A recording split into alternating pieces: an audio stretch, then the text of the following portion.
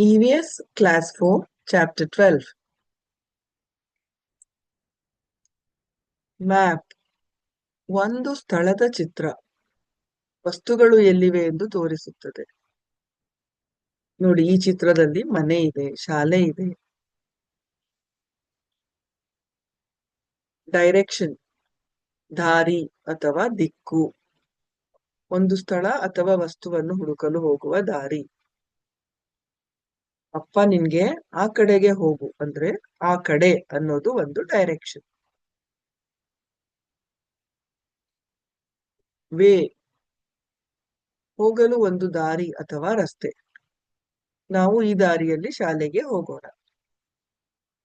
Way ಅಂದ್ರೆ ದಾರಿ. Up ಮೇಲೆ, ಮೇಲಿನ ಕಡೆಗೆ. ಕೈ ಎತ್ತಿ, ಚೆಂಡು ಮೇಲೆ ಇದೆ. ಡೌನ್ ಕೆಳಗಿನ ಕಡೆಗೆ, ಚೆಂಡು ಕೆಳಗೆ ಬಿತ್ತು. ಲೆಫ್ಟ್ ಎಡಗಡೆ, ಎಡಗೈ. ನಿನ್ನ ಹೃದಯ ಇರುವ ಬದಿ, ನಿನ್ನ ಎಡಗೈಯನ್ನು ತೋರಿಸು, ಅದು ಲೆಫ್ಟ್. ರೈಟ್ ಬಲಗೈ, ಬಲಗಡೆ.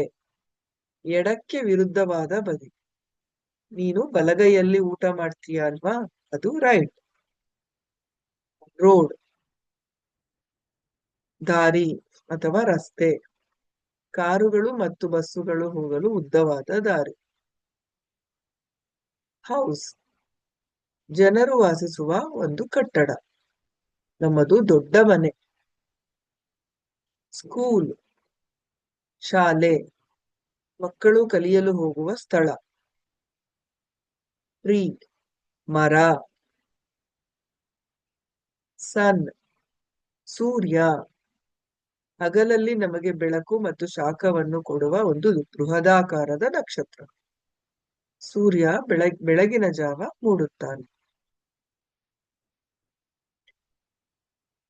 ಫಾರ್ ತುಂಬಾ ದೂರದಲ್ಲಿ, ಆ ಗುಬ್ಬಿ ನೋಡು ತುಂಬಾ ದೂರದಲ್ಲಿದೆ.